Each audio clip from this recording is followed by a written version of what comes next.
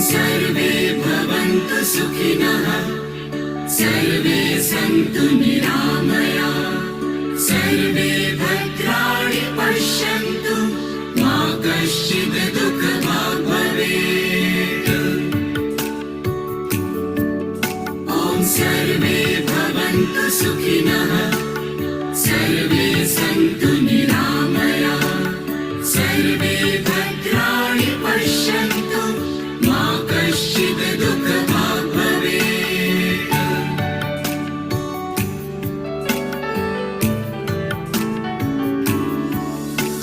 सुखों का सागर तू, सभी का रहबर तू, सदा ही छलकाए दया की गागर तू।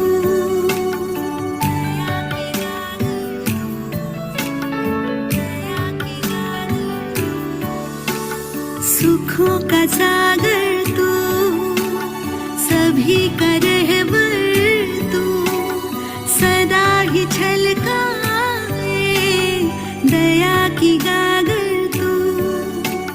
सुख हो सभी के जीवन में, दुख न समाए कभी मन में, जीवन कंचन हो जाए वरदान दे ऐसा तू।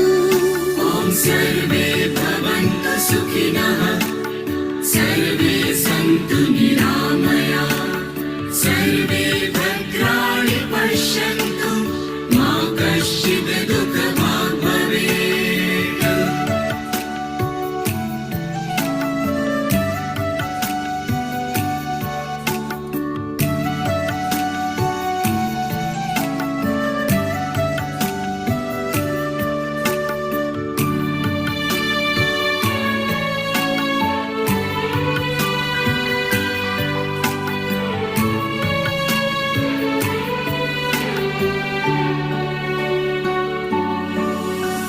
सारी दुनिया ढूंढे तुझको, हे प्रभु तू मेरे साथ है।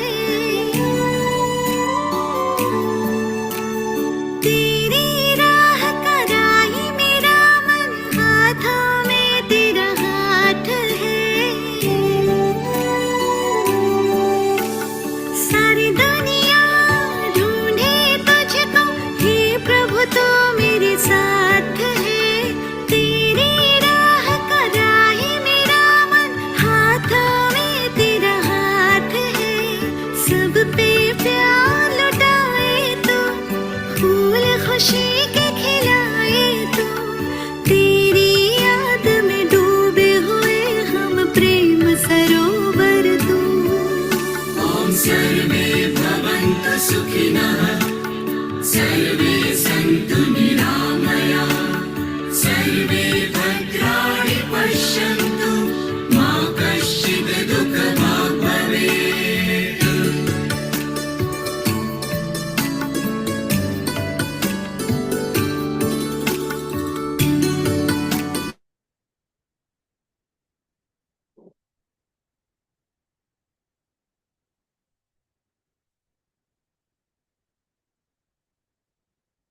ओम शांति। सुखों का सागर, प्यार और करुणा का सागर, ये सब प्यारे बाबा की जो महिमा है, इसके हम सभी ब्राह्मण आत्माएं अनुभवी हैं। हम सिर्फ गीत गाने वाले, बाबा के गुणगान करने वाले नहीं, लेकिन बाबा के उन गुणों को स्वयं में अपनाकर बाबा के समान गुणवान बनने वाले बच्चे। बाबा की ये जितनी सारी महिमा है, उसमें सबसे पहला शब्द बाबा की महिमा में आता है ज्ञान का सागर। और उस ज्ञान के आधार पर फिर बाबा हमें शांति की अनुभूति कराते, अपने असीम प्रेम के अनुभव में हमें ले जाते, अनेकों सुखों से हमें भरपूर करते, नई दुनिया का हमें मालिक बना देते। लेकिन इन सब का आधार है ज्ञान। भक्ति में भी हम भगवान से प्रेम करते थे। अगर भक्ति का हम डिक्शनरी मीनिंग देखें तो भक्ति का अर्थ ही प्रेम होता है। भक्ति होती ही भावना के आधार पर है। वहां ज्ञान हो नहीं हो, परमात्मा का परिचय हो नहीं हो, ये चीज मायने नहीं रखती है। इसलिए वो कहीं ना कहीं भावना अंधश्रद्धा में बदल जाती है। बाबा का ज्ञान मिलने के पश्चात उस भावना को एक ज्ञान का सपोर्ट मिलता है। ज्ञान और प्रेम की भावना, या यूं कहे कि विवेक और भावना, इन दोनों का जब बैलेंस हो जाता है, तब सच्चे अर्थों में बाबा के साथ हमारा संबंध दृढ़ हो जाता है। एक पक्का नाता बाबा के साथ जुड़ जाता है, जो हमें सर्व प्राप्तियों का अधिकारी बना देता है। तो भक्ति की जो भावना थी वो एक अलग बात है, लेकिन जन्म जन्मांतर के हमारे वो भावना के संस्कार रहे हैं। तो ज्ञान में आने के बाद भी कई बार कई बच्चों में ये देखा जाता है कि उनमें भावना का जो लेवल है वो थोड़ा ज्यादा रहता है। ज्ञान के आधार पर जो शक्ति मिलती है और उस आधार पर जो जीवन में परिवर्तन आता है, वो उतना उनके अंदर नहीं दिखाई देता। हाँ, लेकिन भावना बड़ी होती है बाबा के प्रति, बाबा के यज्ञ के प्रति, बाबा के इस ईश्वरीय परिवार के प्रति। और उस भावना के आधार पर भी कुछ न कुछ फल उनको भी जरूर मिलता है। बाबा का प्यार तो जरूर अनुभव होता है, लेकिन बाबा अभी हमें सिर्फ उस लेवल तक नहीं देखना चाहते हैं। बाबा चाहते हैं कि मेरे बच्चे भावना अर्थात भावुक आत्माओं के साथ साथ सच्चे ज्ञानी तू आत्मा बन जाए, ताकि उस ज्ञान से जो प्राप्तियां होती है, जो सर्व खजानों के हम अधिकारी बनते हैं, सर्व शक्तियों से जो हम भरपूर बनते हैं, वो संपन्नता वाली स्थिति बाबा हमारी देखना चाहते हैं। और इसलिए सिर्फ भावना के भरोसे चलने वाली बात नहीं, जरूरी है भावना भी, क्योंकि अगर सिर्फ ज्ञान होगा तो रूखे सूखे ज्ञानी हो जाएंगे, निरस जीवन हो जाएगा। भावना जरूरी है, लेकिन भावना की भी अधिकता जहां हो जाती है, ज्ञान साइड में रह जाता है, वो भी ठीक नहीं है। इसलिए बाबा ने आज दो तरह के बच्चों की निशानियां सुनाई। एक जो भावना के आधार पर चलने वाले हैं, ये ब्राह्मण बच्चों की बात है। भक्ति तो वो ज्ञान काल तो पीछे छूट गया। ब्राह्मण बच्चों में दो तरह के बच्चे, एक भावुक बच्चे जो भावना के आधार पर चलने वाले, और दूसरे ज्ञानी तू आत्मा बच्चे जो यथार्थ ज्ञान की गहराई को समझकर उसे अपने जीवन में स्वरूप बनाकर चलने वाले। जरूर दो तरह के बच्चे बाबा ने बोले हैं, तो जरूर अलग अलग निशानियां होंगी। और साथ में बाबा ने बताया भी है कि कैसे हमें नंबर 1 पोजीशन तक जाना है। तो बड़ी गहराई से खुद की चेकिंग कराने वाली, एक होता है ना कि निगेटिव और पॉजिटिव में अपने आप को चेक करना आसान होता है, और उस आधार पर निगेटिव को छोड़ना, पॉजिटिव की तरफ आगे बढ़ना, वो आसान होता है। लेकिन अच्छे में ही दो प्रकार की अच्छाई जब बताई जा रही है, एक थोड़ा कम अच्छा है, एक ज्यादा अच्छा है, बेस्ट है, तो उसमें भी अब हमें चेकिंग करना आना चाहिए। ये सूक्ष्म महीन बुद्धि का काम है, और बाबा हमें उस महीनता में ले जा रहे हैं आज की मुरली के द्वारा।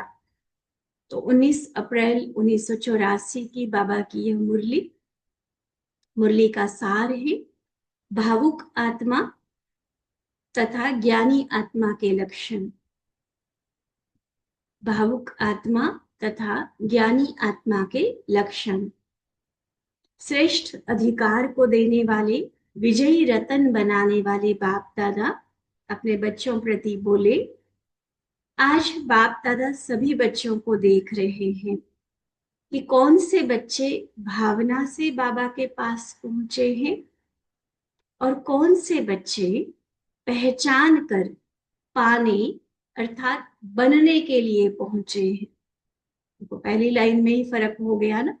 एक है बस भावना से पहुंचना, और एक है कि पहचान लिया है कि वो क्या है चीज, कितनी परम सर्वोच्च हस्ती है, और उसे पहचान कर उससे कुछ प्राप्त करने के लिए पहुंचे हैं। तो दोनों प्रकार के बच्चे बाबा के घर में पहुंचे। भावना वाले भावना का फल अर्थात यथाशक्ति खुशी, शांति, ज्ञान व प्रेम का फल प्राप्त कर इसी में खुश हो जाते हैं। जैसे प्यासे को 2 बूंद मिल जाए तो भी वो संतुष्ट हो जाता है। तो भावना वाले बच्चे जो थोड़ा थोड़ा बाबा के घर में आकर प्यार मिलता, खुशी मिलती ना, उसी में वो संतुष्ट हो जाते। फिर भी भक्ति की भावना और अब बाबा के परिचय से बाबा व परिवार के प्रति भावना, इसमें भी अंतर है। भक्ति की भावना अंधश्रद्धा की भावना है, वह परिचय नहीं है। वहां हर किसी को हम भगवान मान रहे हैं, हर किसी के सामने माथा टेक रहे हैं, हर किसी को माता पिता कहकर बुला रहे हैं। तो वहां भावना जरूर है, लेकिन बिना ज्ञान के, अर्थात अंधश्रद्धा वाली भावना है। ज्ञान का नेत्र नहीं है, वहां पर परिचय नहीं है। तो उससे तो बेहतर है कि अभी जो हम ज्ञान सहित भावना में चलते हैं, परिचय के साथ कि बाबा क्या है, परिवार क्या है ना, और उस आधार पर भावना जुड़ी हुई है।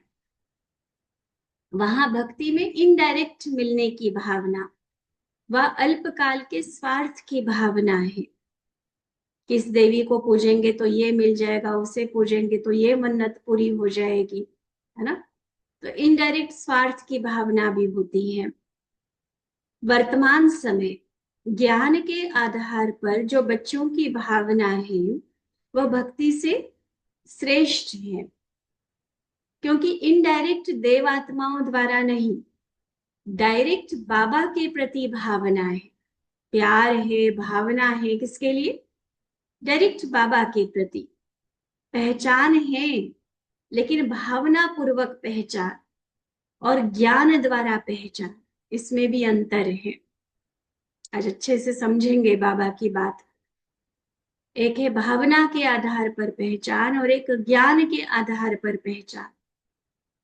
ज्ञान द्वारा पहचान अर्थात बाबा जो है, जैसा है, और मैं भी जो हूं, जैसा हूं, उसे विधि पूर्वक जानना अर्थात बाप समान बनना।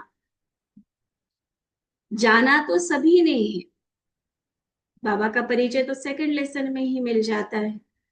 तो जाना सभी ने ही, लेकिन भावना पूर्वक व ज्ञान की विधि पूर्वक इस अंतर को जानना पड़े। इसे भावना से समझ लिया है कि हाँ जी ये भगवान है करके, या भगवान भी क्या चीज है, क्या गुण है, क्या शक्तियां, क्या कर्तव्य है उसका, वो अच्छे से, जिसको बाबा कहते कोटों में कोई मुझे समझ सकता है, वो वाली समझ जिनके पास है, उनको बाबा आज ज्ञानी आत्मा कह रहे हैं। तो इस अंतर को समझना जरूरी है। तो आज बाप दादा कई बच्चों की भावना देख रहे हैं। भावना द्वारा भी बाबा को पहचाना है तो वर्षा तो जरूर प्राप्त होगा। आखिर पहचाना तो सही, डायरेक्ट संबंध तो जोड़ा, तो वर्षा प्राप्ति वो तो जरूर होगी। लेकिन संपूर्ण वर्षे के अधिकारी और वर्षे के अधिकारी, ये अंतर हो जाता है। जैसे है ना कि एक है स्वर्ग में आना और एक है स्वर्ग में राजा बनना, फर्क है ना। अब ब्राह्मण बने तो स्वर्ग में तो आएंगे ही, वो गेट पास तो बाबा ने दे दिया, एंट्री अलाउ हो गई है हमारी। लेकिन क्या बनेंगे, कब कहाँ जन्म लेंगे, किस पद पे हम होंगे, फर्क तो रहता है ना। तो सिर्फ भावना वाले स्वर्ग में तो आ जाएंगे, वर्षा तो पाएंगे, लेकिन अगर वर्षे, संपूर्ण वर्षे का अधिकारी, जिसको कहेंगे राजा महाराजा बनना, वो बनने के लिए थोड़ा और आगे बढ़ना पड़ेगा। स्वर्ग का भाग्य व जीवन मुक्ति का अधिकार भावना वालों को और ज्ञान वालों को मिलता दोनों को है, सिर्फ पद की प्राप्ति में अंतर हो जाता है। बाबा यह शब्द दोनों ही कहते हैं ना, परमात्मा के परिचय के साथ साथ ही हम बाबा कहना सीख जाते हैं। तो ये बाबा शब्द दोनों ही कहते हैं और खुशी से कहते हैं। इसलिए बाबा कहने और समझने का फल वर्षे की प्राप्ति तो होनी ही है, उसमें चिंता की बात नहीं है। वर्षा तो मिलना ही है, स्वर्ग में तो जाएंगे ही। बाबा कहा ना, तो बाबा की प्रॉपर्टी मिलनी ही मिलनी है। जीवन मुक्ति के हकदार तो बन ही जाते हैं। लेकिन अष्ट रतन, 108 विजयी रतन, 16,000 और फिर 9 लाख, कितना अंतर हो गया। माला 16,000 की भी है, माला 108 की भी है, और 108 में भी 8 विशेष भी है। माला के मणके तो सभी बनते हैं, कहेंगे तो दोनों को मणके ना। 16,000 की माला में भी है तो भी कहलाएंगे तो मणके। 16,000 की माला का मणका भी खुशी और फकुर से कहेगा कि मेरा बाबा और मेरा राज्य। राज्य पद में राज्य तख्त के अधिकारी और राज्य घराने के अधिकारी और राज्य घराने के संपर्क में आने के अधिकारी, अंतर तो है ना। एक है कि खुद राज गद्दी पर बैठकर राज्य कारोबार संभालना, वो अधिकारी महाराजा। दूसरा है राज्य घराने के अधिकारी, माना राजा की जो फैमिली होगी, रॉयल फैमिली, उसके बच्चे हैं, उसका भाई है, बहन है, माँ बाप है ना। तो वो रॉयल फैमिली हो गई। एक है राजा खुद बनना, एक है राजा के परिवार में आना, और तीसरा है कभी कभार उनके पास आने जाने वाले, उनके रिलेटिव्स, थोड़ा सा और दूर वाले रिलेटिव्स। तो राज्य घराने के संपर्क में आने वाले, फर्क रहेगा ना। या सेम है सारे, जरूर क्लियर हो जाता है फर्क है। तो भावुक आत्माएं और ज्ञानी तु आत्माएं, नशा दोनों को रहता है। नशे से मेरा बाबा मेरा राज्य कहेंगे, बहुत अच्छी प्रभु प्रेम की बातें सुनाते हैं, प्रेम स्वरूप में दुनिया की सुध बुध भी भूल जाते हैं। मेरा तो एक बाप, इस लगन के गीत भी अच्छे गाते हैं। लेकिन ये गोपियों वाली बात है सारी, है ना। लेकिन बाबा हमें देखना चाहता है शक्ति रूप, शिव शक्ति। देखो ये भी ना ब्राह्मण जीवन की स्टेजेस होती है। बाबा का बनते हैं भावना से, बाबा को बाबा बाबा, परिवार की वो फीलिंग, वो सुख, वो अनुभव करने लगते हैं, जो गोपियों का प्यार और अतीन्द्रिय सुख गाया हुआ है। लेकिन ये बहुत इनिशियल स्टेज है, बहुत शुरुआती बाल रूप की अवस्था हम कहेंगे। जैसे जैसे हम आगे बढ़ते हैं, गोपी से हम बन जाते हैं सरस्वती, औरों को ज्ञान सुनाने वाले। और फिर सरस्वती से बनते हैं हम जगदम्बा, सबकी पालना करने वाले, खुद शक्ति स्वरूप बनकर औरों को शक्तिशाली बनाने वाले।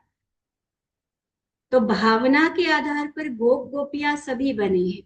प्रभु प्रेम की कहानियां सुनते सुनाते, प्यार के गीत गाते, वो सुखों में खुशियों में झूलते रहते, खूब नशे से कहते मेरा बाबा मेरा बाबा।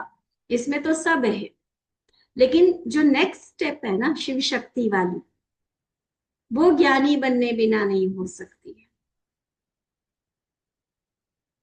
खुशी में भी बहुत देखेंगे, लेकिन अगर छोटा सा माया का विघ्न आया तो भावुक आत्माएं घबराएंगी भी बहुत जल्दी, क्योंकि खुद के अंदर शक्ति नहीं भरी है ना। हाँ, बाबा से प्यार है तो बाबा को तो पुकारना शुरू कर देंगे फटाफट, बाबा आओ बचाओ मदद करो। लेकिन शिव शक्ति स्वरूप जो है ना, वो खुद उस परीक्षा का, उस माया के पेपर का सामना करेगी। घबराने डरने की बात नहीं है, बाबा है ही है साथी। घबरा गए, डर गए, फिर बाबा को पुकार रहे, फिर बाबा की मदद ले रहे, ये नहीं होगा। ये भावुक आत्माओं की बात है। भावुक आत्माएं वैसे तो प्यार में उछल कूद रहे हैं, खुशी में नाच रहे हैं, लेकिन कोई पेपर आ गया, कोई ऐसी परिस्थिति आ गई तो डर भी बहुत जल्दी जाएंगे, क्योंकि उनमें ज्ञान की शक्ति कम होती है। अभी अभी देखेंगे बहुत मौज में बाबा के गीत गा रहे हैं, और अभी अभी माया का छोटा सा वार भी खुशी के गीत के बजाय क्या करूं, कैसे करूं, क्या होगा, कैसे होगा, कंफ्यूजन वाले, पहले तो मौज वाले गीत थे, फिर मूंझने वाले गीत हो गए। ऐसे क्यों, क्या क्या के गीत गाने में भी कम नहीं होते। ये भावुक आत्माएं। और ज्ञानी तू आत्माएं, वह सदा स्वयं को बाबा के साथ रहने वाले मास्टर सर्वशक्तिमान समझने से माया को पार कर लेते हैं। वह क्यों क्या के गीत नहीं गाते। भावुक आत्माएं सिर्फ प्रेम की शक्ति से आगे बढ़ते रहते, माया से सामना करने की शक्ति उनमें नहीं होती है। ज्ञानी तो आत्मा समान बनने के लक्ष्य से सर्व शक्तियों का अनुभव कर सामना कर सकते हैं। कॉन्ट्रास्ट लिखते जा रहे हैं ना दोनों का। भावुक आत्माएं कैसी होंगी और ज्ञानी आत्माएं कैसी होंगी। प्यार में तो सभी है ना, बाबा के प्यार का, खुशी का, साथ का अनुभव सबको है। लेकिन भावुक सिर्फ भावना के आधार पर चलने वाले तो शक्ति नहीं होगी। फिर कोई परिस्थिति आएगी तो क्यों क्या में चले जाएंगे, मूंझ जाएंगे, कंफ्यूज हो जाएंगे, घबरा जाएंगे। और ज्ञानी तो आत्मा सदा बाबा के साथ खुद को बाबा के समान समझेंगे, बाबा की सर्व शक्तियों को स्वयं का अधिकार अनुभव करेंगे और उस अधिकार का प्रयोग करते हुए माया को भी इजीली पार कर देंगे। वो परिस्थिति, वो प्रॉब्लम उनके लिए कोई बड़ी बात नहीं होगी, बड़े आसानी से उसको पार करते जाएंगे। तो अब अपने आप से पूछो, मैं कौन, भावुक आत्मा हूं या ज्ञानी तू आत्मा हूं? कौन सी कैटेगरी की आत्मा हूं? पूछो अपने आप से, जो लक्षण बताए ना बाबा ने।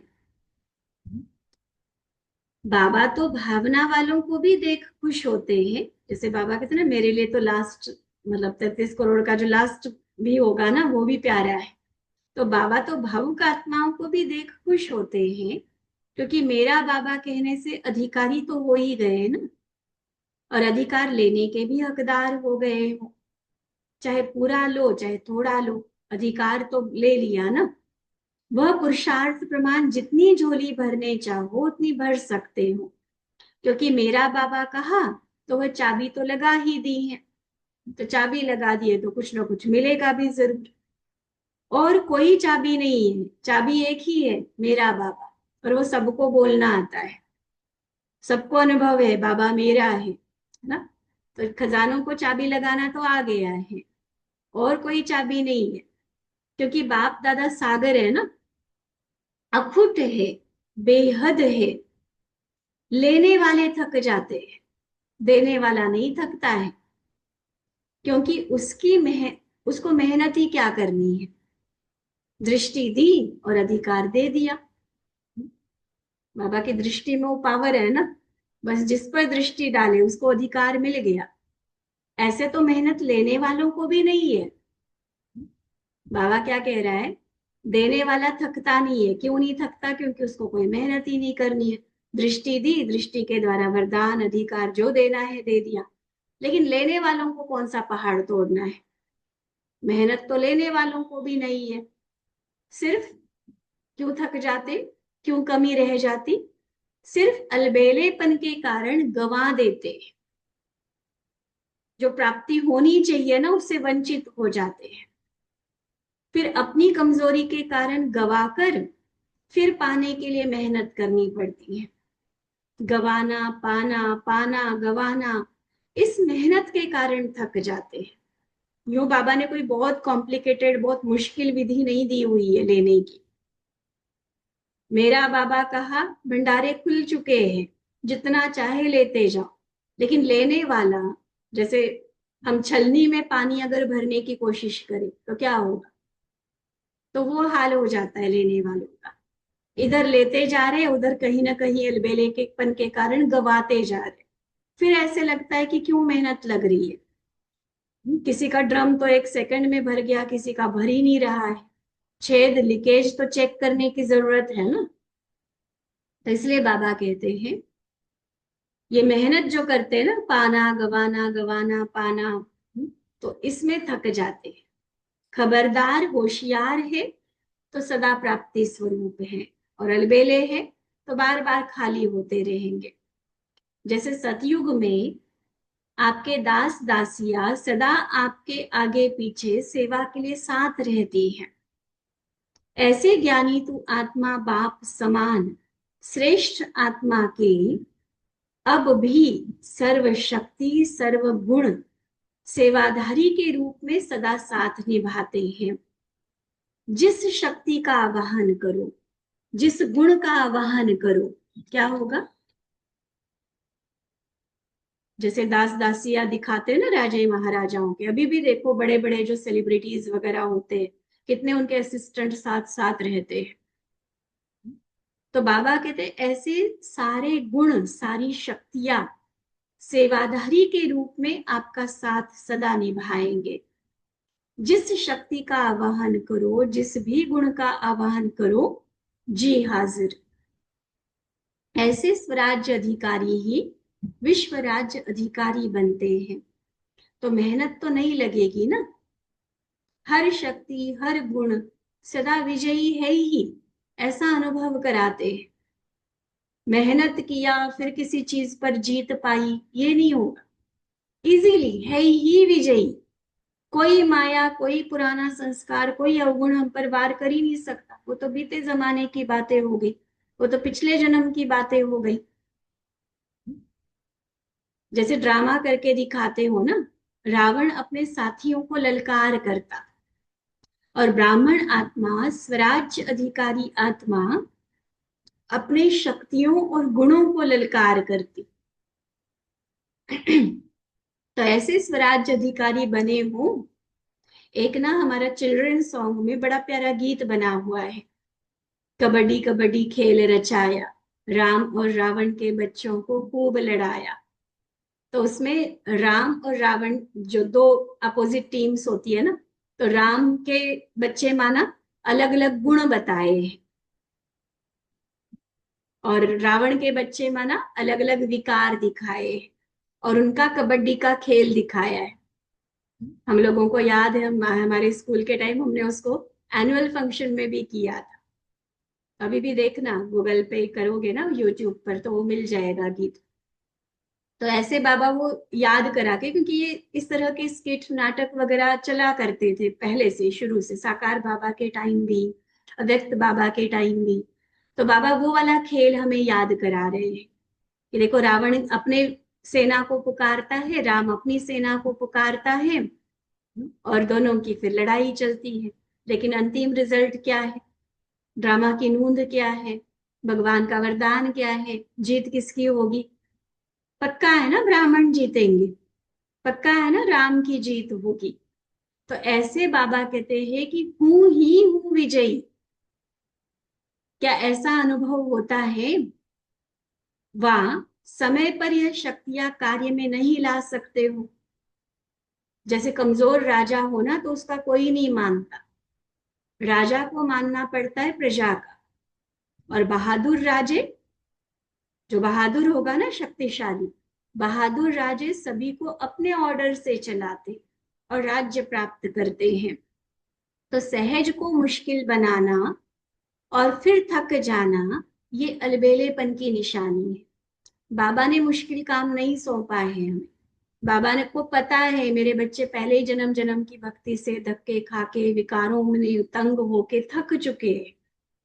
बाबा और हमें मेहनत नहीं कराता है। बाबा ने तो बड़ा आसान रास्ता दे दिया, क्या कहा? बस मेरा बाबा को हो अधिकारी बन जाओ। लेकिन वो अधिकार मिलने के बावजूद भी मेहनत क्यों करनी पड़ती? अलबेलेपन के कारण, जो बाबा ने अभी एक्सप्लेन किया। बाबा ने दिया सहज है, उसको मुश्किल बना देते और फिर थक जाते। नाम राजा और ऑर्डर में कोई ना चले, इसको क्या कहा जाएगा? कई कहते हैं ना, मैंने समझा भी कि हाँ सहन शक्ति होनी चाहिए, लेकिन पीछे याद आया, जिसको बोलना था, जिसको कुछ लड़ना था, वो सब कुछ कर दिया, और फिर याद आया कि अरे थोड़ा सा ना सहन करते तो बात इतनी नहीं बिगड़ती। इसको क्या कहा जाएगा? उस समय सोचते भी सहन शक्ति से कार्य नहीं कर सकते हैं। इसका मतलब बुलाया तो सही, बुलाया अभी और आया कल, तो ऑर्डर हुआ? ऑर्डर हुआ? एग्जाम में भी लिखना उत्तर अभी है, और एग्जाम हॉल के बाहर जाने के बाद याद आए अरे उस प्रश्न का ये उत्तर था, तो बाद में याद आने के नंबर होते हैं। गाड़ी चला रहे हो, ब्रेक यहाँ लगाना है और आधा किलोमीटर दूर जाकर फिर ब्रेक लग जाए, कितनों का तब तक एक्सीडेंट हो जाएगा, कितना नुकसान हो जाएगा। तो यही बात बाबा हमें समझा रहे हैं ना। चाहिए सहन शक्ति अभी, या कोई भी शक्ति, कहीं परखने की चाहिए, कहीं समाने की शक्ति चाहिए, कहीं सामना करने की शक्ति चाहिए, चाहिए वो शक्ति मुझे अभी। समझते भी है कि इसमें इस शक्ति का प्रयोग करना है, लेकिन वो उस टाइम आई ही नहीं। बाद में रियलाइज हो रहा है कि यहाँ ये करना चाहिए था, ये ऐसा नहीं, वैसा करता तो अच्छा होता। तो इसका मतलब ऑर्डर में हुआ? नहीं कहेंगे ना ऑर्डर में। जो ये कहते हो ना हो गया, चाहता नहीं था हो गया, तो माना अपनी शक्ति ऑर्डर में नहीं है। सेवाधारी समय पर सेवा न करे तो ऐसे सेवाधारी को क्या कहेंगे? मान लो किसी ने मेड रखी हुई है खाना बनाने वाली, मुझे भूख लगती है सुबह 9 बजे, वो कहेगी मैं 12 बजे बनाऊंगी, तो ऐसे सेवाधारी का रखने का फायदा क्या? जब जो चीज चाहिए वो मुझे मिलनी चाहिए ना।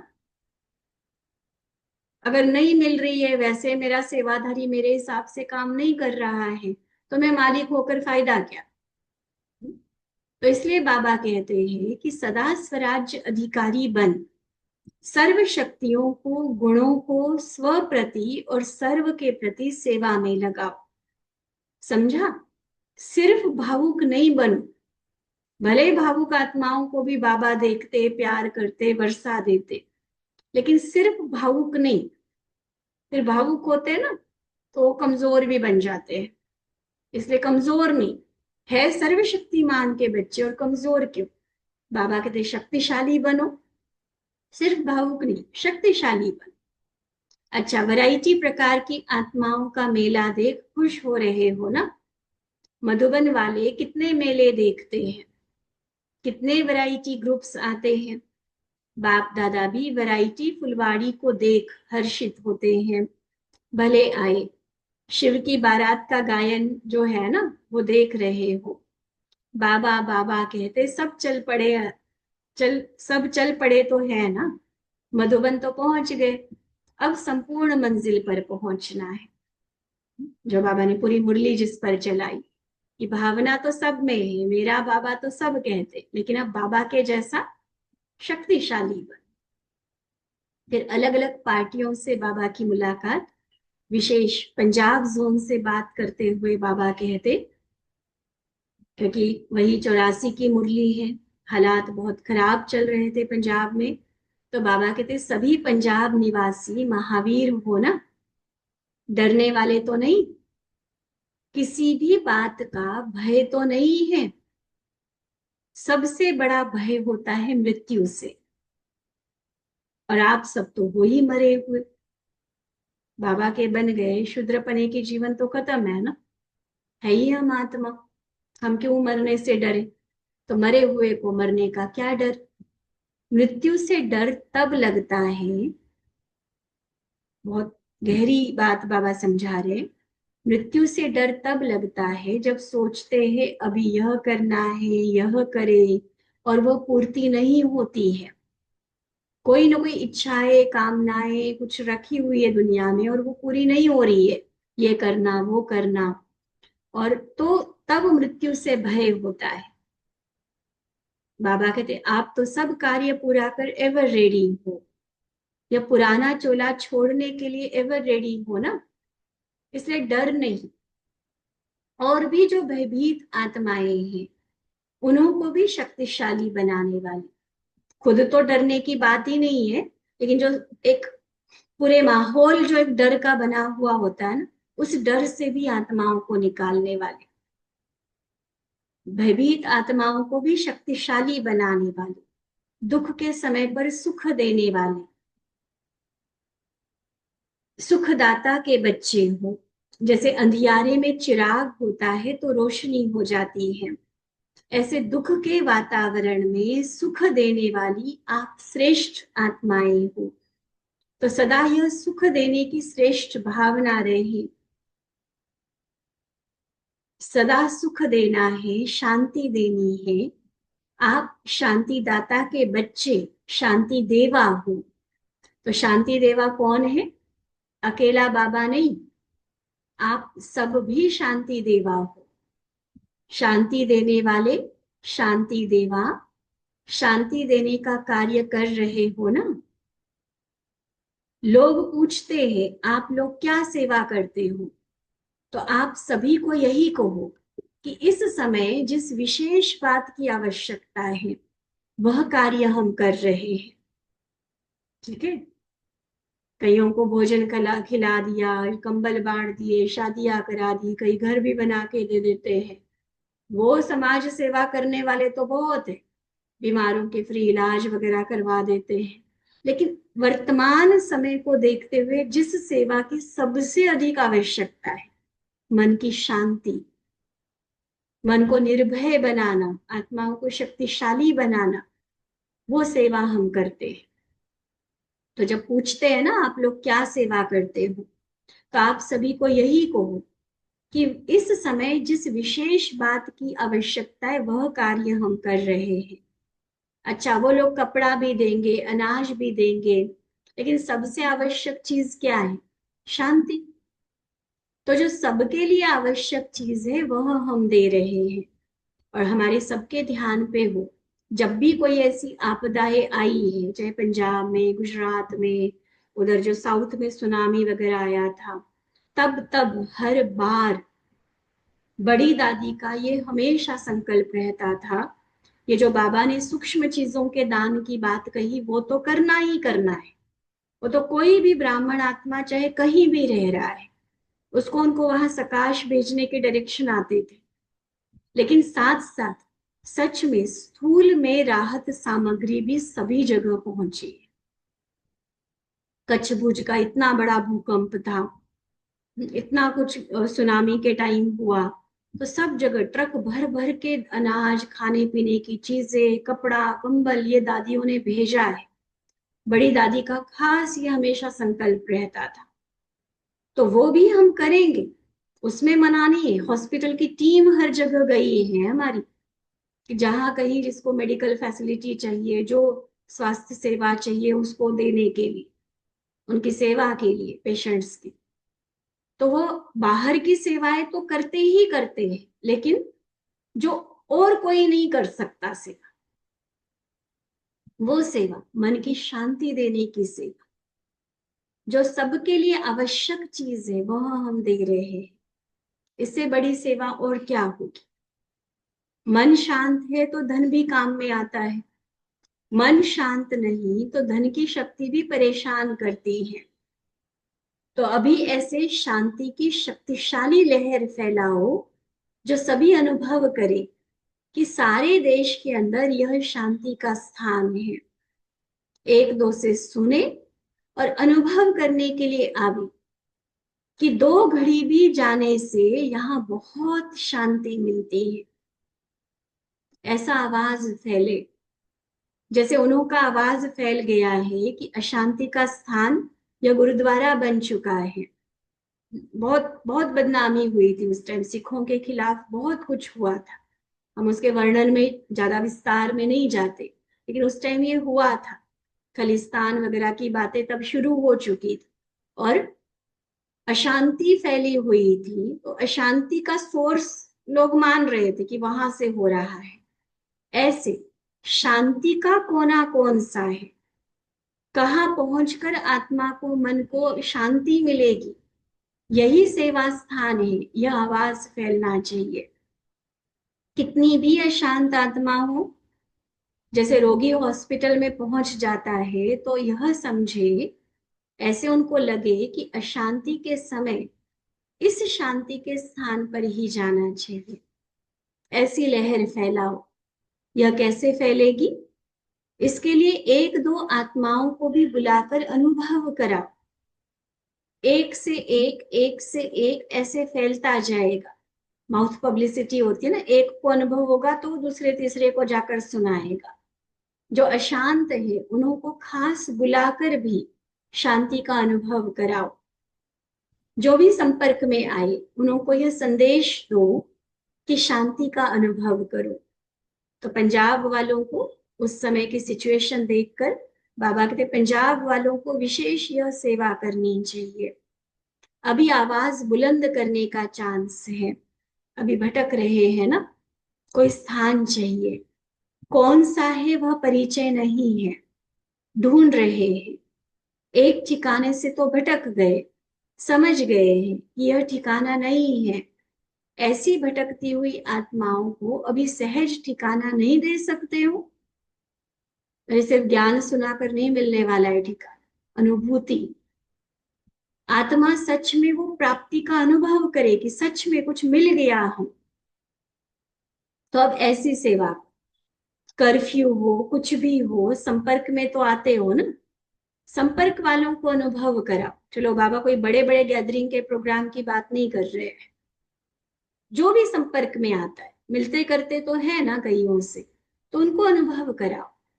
तो ऐसी आत्माएं आवाज फैलाएंगी। उन्हें 1-2 घंटा भी योग शिविर कराओ। अगर थोड़ा भी शांति का अनुभव किया तो बहुत खुश होंगे, शुक्रिया मानेंगे। जब लक्ष्य होता है कि हमको करना है तो रास्ता भी मिल जाता है। तो ऐसा नाम बाला करके दिखाओ।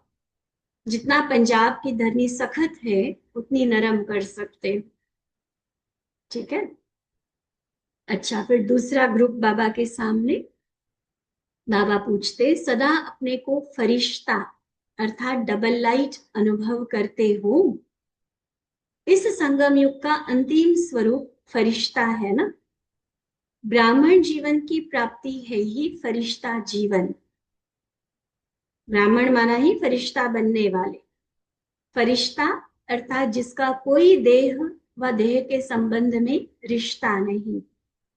देह और देह के संबंध सबसे रिश्ता समाप्त हुआ या अभी भी थोड़ा सा अटका हुआ है,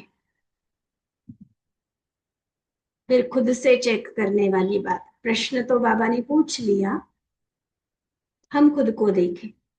देह कितना खींचती है अपनी तरफ।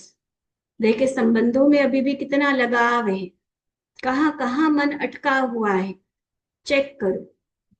अगर थोड़ी सी सूक्ष्म लगाव की रस्सी भी होगी ना तो उड़ नहीं सकेंगे, फरिश्ता नहीं बनेंगे, फिर नीचे आ जाएंगे। इसलिए फरिश्ता अर्थात कोई भी पुराना रिश्ता नहीं। जब जीवन ही नया है तो सब कुछ नया होगा। संकल्प नया, संबंध नया, ऑक्यूपेशन नया, सब नया होगा। अभी पुरानी जीवन स्वप्न में भी स्मृति में नहीं आ सकती। अगर थोड़ा भी देह के भान में आते तो भी रिश्ता है, तब आते हो ना। अगर रिश्ता ही नहीं है तो बुद्धि नहीं जा सकती है। विश्व की इतनी आत्माएं हैं, उन्हों से रिश्ता नहीं तो याद नहीं आती है ना। याद वो आते हैं जिससे रिश्ता है। तो देह का भान आना अर्थात देह का रिश्ता है। अगर देह के साथ जरा सा लगाव रहा तो उड़ेंगे कैसे? बोझ वाली चीज को ऊपर कितना भी फेंको नीचे आ जाएगी। तो फरिश्ता माना हल्का, कोई बोझ नहीं। मर्जीवा बनना अर्थात बोझ से मुक्त होना। अगर थोड़ा भी कुछ रह गया तो जल्दी जल्दी अब खत्म करो। चेक करो कहाँ कहाँ अभी भी मन बुद्धि अटका हुआ है और उसे खत्म करते चलो। नहीं तो जब समय की सीटी बजेगी तो सब उड़ने लगेंगे और बोझ वाले नीचे रह जाएंगे।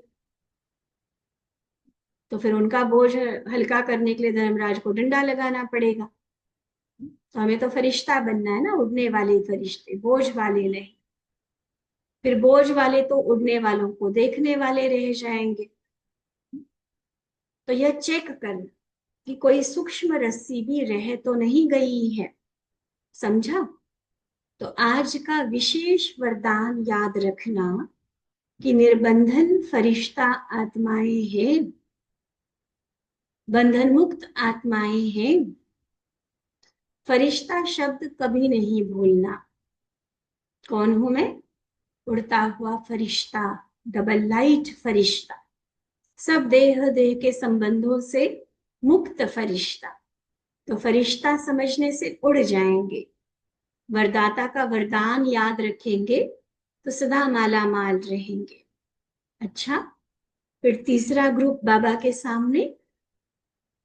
बाबा पूछते, सदा अपने को शांति का संदेश देने वाले, शांति का पैगाम देने वाले संदेशी समझते हो? ब्राह्मण जीवन का कार्य है संदेश देना। कभी इस कार्य को भूलते तो नहीं हो। रोज चेक करो कि मुझ श्रेष्ठ आत्मा का यह श्रेष्ठ कार्य कहां तक मैंने किया, कितनों को संदेश दिया, कितनों को शांति का दान दिया। तो संदेश देने वाले आप महादानी वरदानी आत्माएं। देखो कितने टाइटल्स हैं आपके। आज की दुनिया में कितने भी बड़े से बड़े टाइटल हो, आपके आगे सब छोटे हैं। कितनी बड़ी बड़ी उपाधियां मिल जाए किसी को, बाबा ने जो हमें टाइटल्स दिए उसके सामने सब छोटे फीके हैं, क्योंकि वह टाइटल देने वाली आत्माएं हैं। मनुष्य मनुष्यों को उपाधियां दे रहे हैं, अवार्ड्स दे रहे हैं, लेकिन अब बाबा बच्चों को टाइटल देते हैं। तो अपने भिन्न भिन्न टाइटल्स, जिसको हम स्वमान कहते, तो उसे स्मृति में रख, उसी खुशी उसी सेवा में सदा रहो। टाइटल की स्मृति से सेवा स्वतः स्मृति में आ जाएगी। याद रहेगा ना, मैं ये हूं। जैसे अभी कहा शांति के संदेशी हो, तो मैं ये हूं तो मुझे करना क्या है, उसी में आ गया ना कि मुझे शांति का संदेश सबको देना है। तो स्वमान भी याद रहेगा तो कर्तव्य भी याद आएगा। ठीक है? अच्छा, सदा श्रेष्ठ अधिकार को पाने वाले विजयी आत्माओं को, सदा अपने अधिकार से सर्व शक्तियों द्वारा सेवा करने वाले शक्तिशाली आत्माओं को, सदा राज्य तख्त अधिकारी बनने वाले अधिकारी आत्माओं को बाप दादा का याद प्यार और नमस्ते। हम रूहानी बच्चों की रूहानी बाप दादा को दिल व जान सिक व प्रेम से नमस्ते नमस्ते नमस्ते जी। अच्छा, ओम शांति।